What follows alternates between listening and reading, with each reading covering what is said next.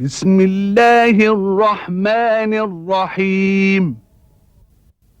كتاب أنزلناه إليك مبارك ليدبروا آياته وليتذكر أولو الألباب.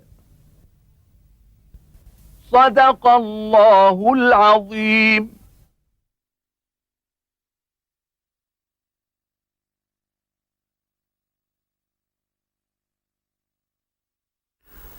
الحمد لله رب العالمين، والصلاة والسلام على عبده ورسوله الأمين سيدنا ونبينا محمد وعلى آله وأصحابه ومن اهتدى بهديه وعمل بسنته إلى يوم الدين.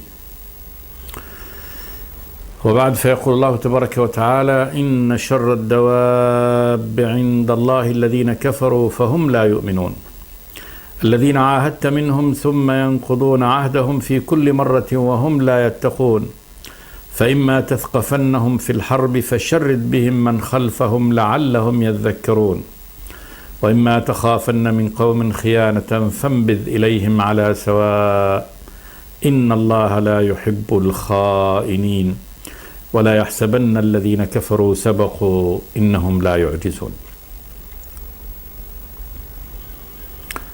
هذا فاصل جديد من هذه السورة، سورة الأنفال، وفيها يعلم الله تبارك وتعالى عباده المؤمنين كيف التعامل مع الكفار، وذلك في مسألة العهود والمواثيق. فقال جل وعلا: إن شر الدواب عند الله الذين كفروا فهم لا يؤمنون. هذا إخبار من الله تبارك وتعالى أن شر من يدب على هذه الأرض الكفار. الدواب جمع دابة، والدابة كل ما له دبيب وسير على الأرض، من النملة الصغيرة إلى الفيل الكبير. فشر من يدب على وجه الأرض ويسير عليها الكفار، شر من كل الدواب، حتى أشر هذه الدواب، فإن كل هذه الدواب من الحيوانات هي يعني سائرة وقائمة بما خلقت له، إلا الكافر. الكافر هذا هو أخس كل هذه الدواب، وذلك أنه منتكس، لا يقوم بما خلق له من عبادة الرب تبارك وتعالى والإيمان به والقيام بأمره سبحانه وتعالى وشكره على ما أعطاه وأولاه، وهو الله ربه وخالقه ومولاه، ولكنه جاحد لربه كافر به، فهو أخس أنواع الدواب على هذه الأرض. إن شر الدواب عند الله الذين كفروا فهم لا يؤمنون. كفروا بالحق بآيات الله تبارك وتعالى وهم لا يؤمنون، لا يصدقون ولا يعني يعملون بمقتضى يعني التصديق، فهم لا يصدقون كلام الله تبارك وتعالى، بل ردوه مع وضوح يعني آيات الإيمان. فهذا أنجس عمل وقد تمثل به هؤلاء الكفار، فكانوا بذلك أنجس وأشر ما يدب على وجه هذه الأرض من دوابها. ثم ذكر الله تبارك وتعالى يعني كذلك نوع من خسة هؤلاء الكفار، أنهم لا يقيمون عهدهم لا مع الله سبحانه وتعالى ولا مع عباده المؤمنين. قال: الذين عاهدت منهم ثم ينقضون عهدهم في كل مرة وهم لا يتقون. الكافر خسيس، وهذا من فعل الكافر. تعاهدهم، الذين عاهدت منهم، والعهد هو الميثاق يعني المؤكد، ثم ينقضون عهدهم في كل مرة. يعاهد على أمر معين ولكنهم ينقضوه، ونقضه هو يعني مخالفته. أصلا النقض هو يعني الفك بعد الإحكام، فيفكون هذا الأمر بعد ما يحكمونه، بعد ما أعطوا عهدهم وميثاقهم وأشهدوا على هذا، فيقوموا بنقض هذا العهد ومخالفته وخيانته. الذين عاهدت منهم ثم ينقضون عهدهم في كل مرة، يعني في كل مرة تعاهدهم يعودون إلى النقض وهم لا يتقون، لا يخافون ربهم سبحانه وتعالى، لا يخافون إلههم ومولاهم. وكذلك يعني لا يتقون من يعني العقوبة التي ينزلها الله تبارك وتعالى فيهم بأيدي يعني هؤلاء المؤمنين. قال جل وعلا سبحانه وتعالى معلما رسوله صلوات الله وسلامه عليه ومبين لهم السياسة والطريقة التي يتعامل بها مع هؤلاء الذين هم أشر دواب هذه الأرض وأهل نقض العهود. قال فإما تثقفنهم في الحرب فشرد بهم من خلفهم لعلهم يذكرون. فإما تثقفنهم في الحرب، تثقفنهم تقبضن عليهم، يقعوا تحت يعني قهرك وأسرك. وثقفه بمعنى أنه تملك منه وأخذه. فإما تثقفنهم في الحرب تتغلب عليهم وتأخذهم ويصبحوا في يعني في حوزتك وتحت قبضة يدك في الحرب فشرد بهم من خلفهم، يعني نكل بهم تنكيلا شديدا بحيث أن البعيد عنهم يخاف كل الخوف منك فشرد بهم من خلفهم. من خلفهم يعني البعيدين منهم من الكفار الذين هم بعيدين عن يعني قبضة أهل الإيمان. فإذا رأوا أن هؤلاء قد نكل بهم فإنهم عند ذلك يخافون ويشردون. فشرد بهم، شرد بهؤلاء من خلفهم، يعني أنزل بهم العقوبة تشريد هؤلاء الذين قد ثقفتهم في الحرب حتى يخافهم الآخرون لعلهم يذكرون. فشرد بهم من خلفهم لعلهم يذكرون، لعل هؤلاء الكفار يتذكرون أن الله تبارك وتعالى منزل عقوبته بهم، وأنه يعني قوي قاهر سبحانه وتعالى، وأن سياسة أهل الإيمان أنه لا هوادة معهم ولا رحمة بهم، فتذكروا هذا الأمر ويعوه تماما، وأنه يعني ثمة أمر إلهي بالبطش بهم وبمعاقبتهم لعلهم يذكرون، يتذكرون هذا الأمر فيخافونك. ثم قال جل وعلا وإما تخافن من قوم خيانة فانبذ إليهم على سواء. إما تخافن من قوم خيانة ممن عاهدتهم، والتخوف هو يعني أن يطلع منهم على أمر وأن تظهر بوادر أمر وأن تكون هناك قرائن أنهم يريدون أن يعني يغدروا بك ويخالفوا عهدهم. فإذا خفت هذا الأمر منهم، والإنسان يعني لا يخاف من أمر إلا إذا كانت هناك فيه له بوادره وله أماراته. وإما تخافن من قوم خيانة أن يخونوك في العهد الذي أخذته معهم فانبذ إليهم على سواء. انبذ إليهم، النبذ هو الإلقاء بإهمال، يعني انبذ إليهم عهدهم على سواء، أن تكون أنتم وهم تقول لهم نحن في حل من هذا يعني العهد الذي عاهدناكم، لأنه قد ظهرت منكم بوادر يعني خلاف هذا الأمر وأنتم تنون الخيانة، لا عهد بيننا وبينكم على أمر. أي إذا خفت من قوم خيانة فلا تخنهم، يعني لا تغدر بهم لأنك قد رأيت أنهم سيخونوك فأنت تغدر بهم قبل أن يعني يخونوا، لا، بل لابد قبل مهاجمتهم ونقض العهد الذي بينك وبينهم أن يكون نقض العهد على سواء. تعالوا، العهد الذي بيننا وبينكم خلاص ألغيناه أو باطل، وذلك لما تلبستم به أو ما تفعلونه أو ما هو قائم من أمر الخيانة الذين تريدون أن تخالفوا بها العهد. وإما تخافن من قوم خيانة فانبذ إليهم على سواء بينك وبينهم، أن يكون الكل يعلم إن الله لا يحب الخائنين. إن الله لا يحب الخائنين أيا كان. فالخيانة لا يرضاها الله تبارك وتعالى، طبعا لا يحبها من الكافر، والكافر هو أساسه خيانة، فإنه قد خان الله تبارك وتعالى، وبالتالي يعني هين عليه أن يخون المؤمنين، وكذلك لا يحب الله تبارك وتعالى الخيانة من عبده المؤمن. فحتى لو عاهد الكافر فإنه لا يجوز له أن يخونه، لأن هذا عهد ومشارطة وميثاق، فلا يحل الله تبارك وتعالى للمؤمن أن يخون الكافر، مع العلم أنه مؤمن وهو في صف الله تبارك وتعالى وفي صف أهل الإيمان، لكن الله لا يحب يعني من يخونون العهود. فانبذ إليهم على سواء إن الله لا يحب الخائنين. ثم قال جل وعلا: ولا يحسبن الذين كفروا سبقوا إنهم لا يعجزون.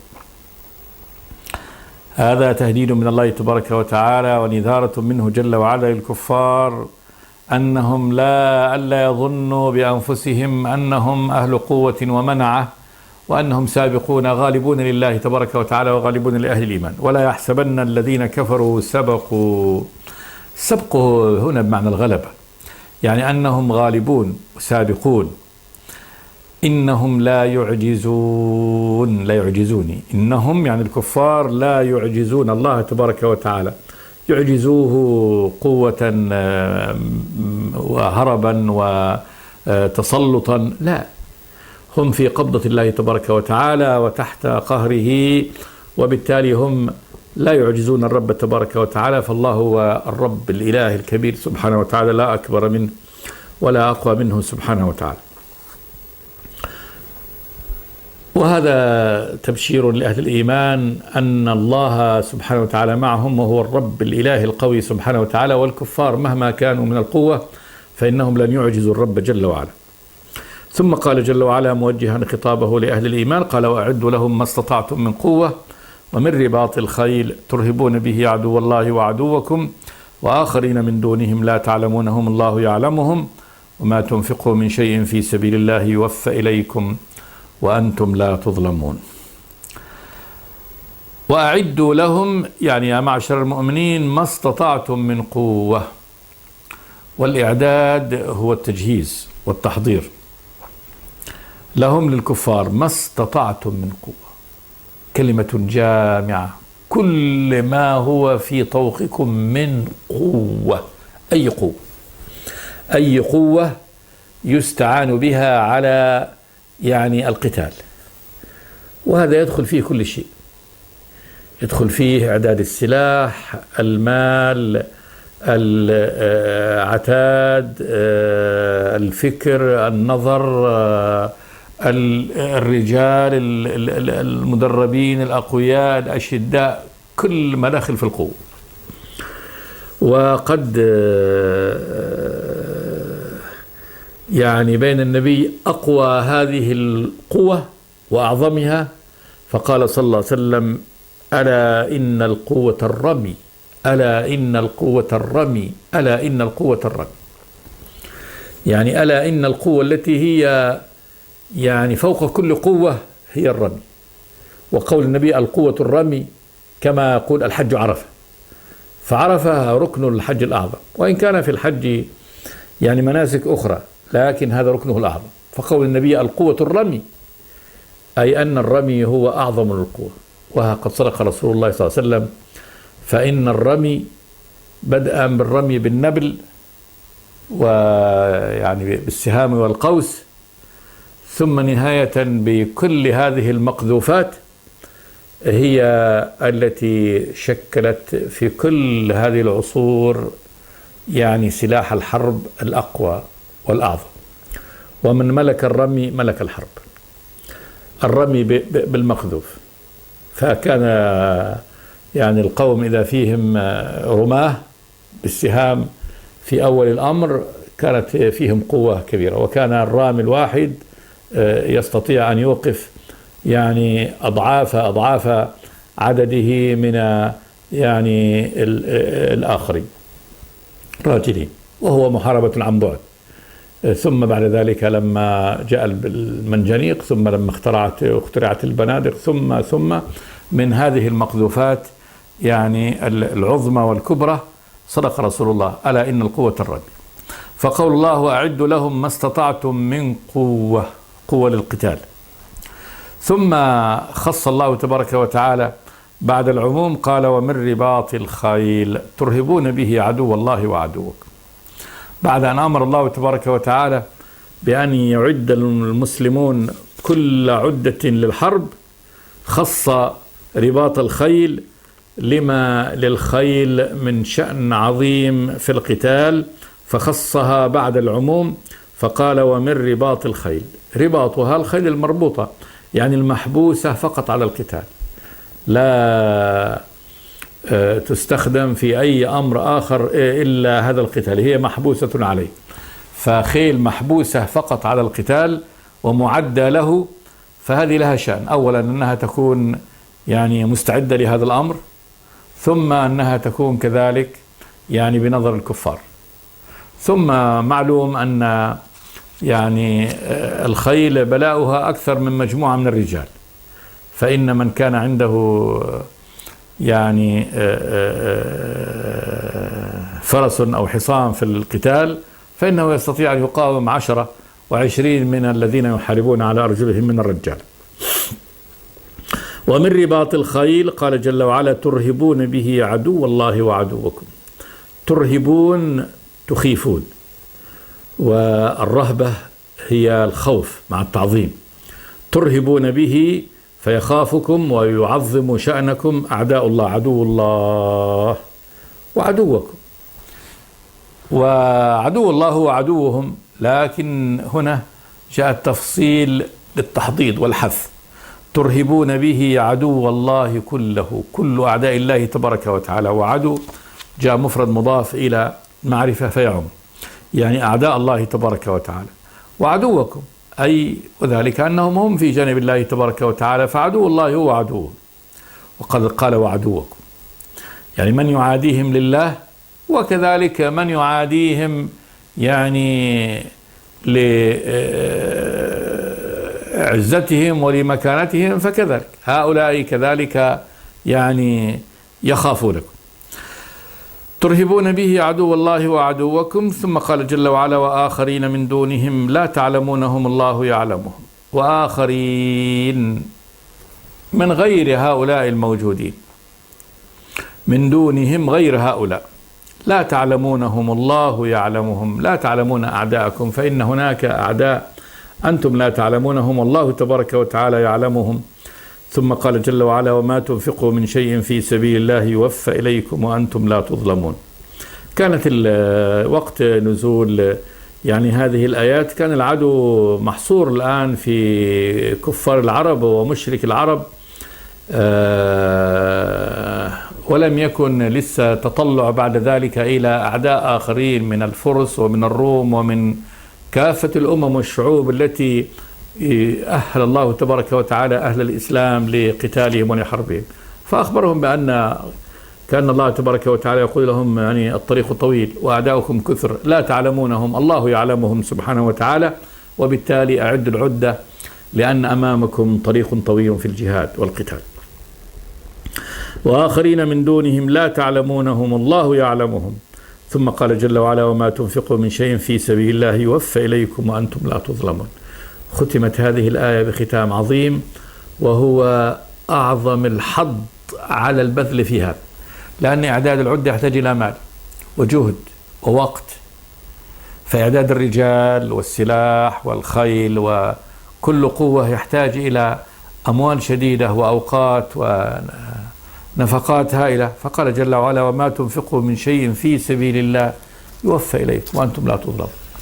إذا كان الله قد أمركم بإعداد هذه العدة وهي تحتاج إلى هذه الجهود وهذه الأموال، فاعلموا أن أي شيء تنفقونه في سبيل الله يوفى إليكم. يوفى تعطونه وافيا، وافي كامل. يوفى إليكم في الآخرة فتعطون أجركم كاملا عند الله تبارك وتعالى وأنتم لا تظلمون. ظلمنا البخس، يعني لا تبخسون شيئا مما تنفقونه في سبيل الله. ثم قال جل وعلا وإن جنحوا للسلم فاجنح لها وتوكل على الله إنه هو السميع العليم. إن جنحوا الكفار، ومعنى جنحوا يعني مالوا. وجنوح الطير إذا ضربت طير فإنه يقع لجناحه، يعني عند ما يصاد الطير فإنه يقع، نقول جنح الطير، جنح بمعنى أنه يعني طاح لجناح.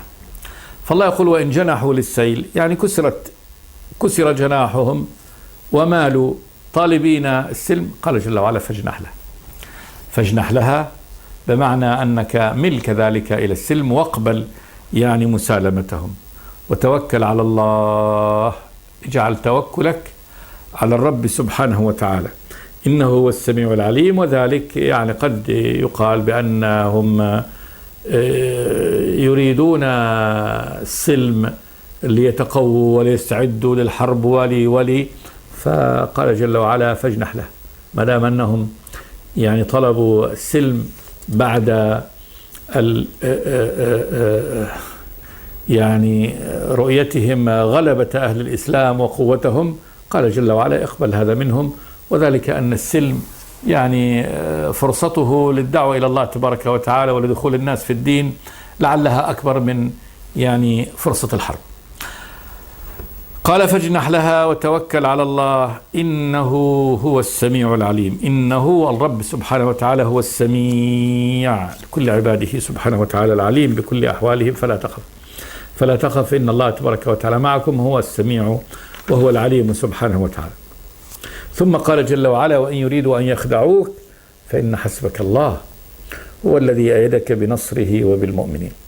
وإن يريدوا الكفار أن يخدعوك يعني بطلب الأمن والسلم ووضع الحرب، ويتخذوا هذا الفرصة للاستعداد بك والمكر بك أو خيانتك فيؤمنوك ثم بعد ذلك يغدروا بك، قال جل وعلا فإن حسبك الله، حسبك كافيك. الحسب هو الكافي، فلما تقول الإنسان حسبك كذا بمعنى يكفيك، يعني حسبك من القراءة، حسبك من جمع المال يعني يكفيك ما جمعته، حسبك الله يعني يكفيك الله كل ما أهمك، فإن حسبك الله يعني أنه كافيك من كل ما يهمك، من كل يعني ما يشغلك ومن كل نواحيك يكفيك الله تبارك وتعالى، والله هو الحسب هو الكافي سبحانه وتعالى، كما قال جل وعلا أليس الله بكاف عبده، أليس الله بكاف عبده يعني بكافيه، لا يطلب يعني مع الله أحد، ما يحتاج، إذا كان الله معك فلا تحتاج إلى غيره سبحانه وتعالى، فإن حسبك الله كافيك. هو الذي أيدك بنصره، هو الرب سبحانه وتعالى الذي أيدك قوى، التأييد يعني التقوية، هو الذي قواك سبحانه وتعالى بنصره في بدر وبالمؤمنين، وأيدك بالمؤمنين، جعل الله تبارك وتعالى هؤلاء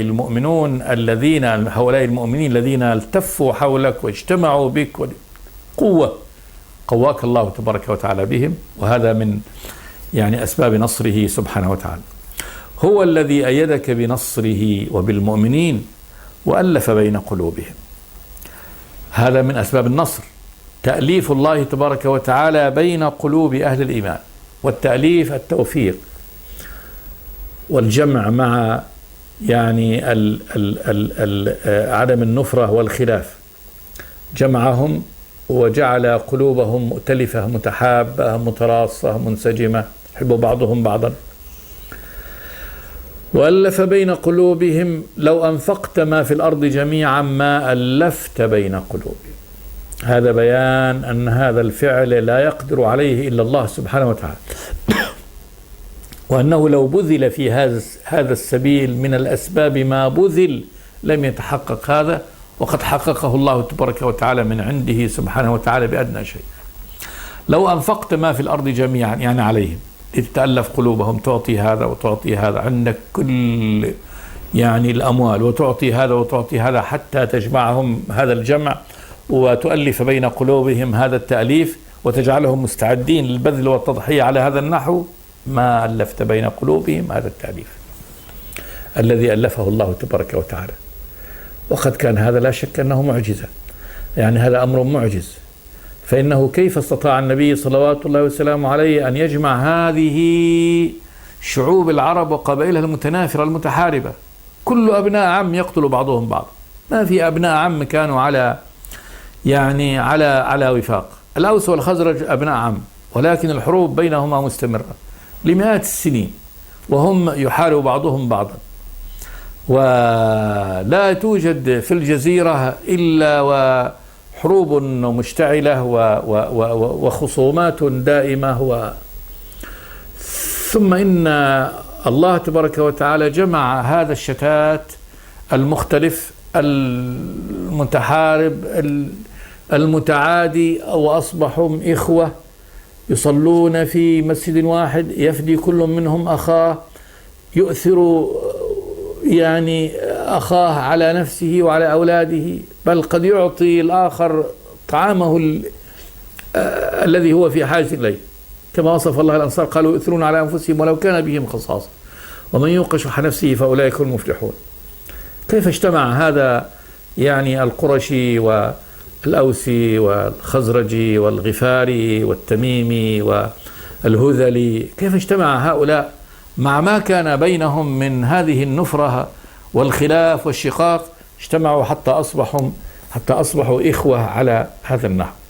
هذا أمر الله تبارك وتعالى.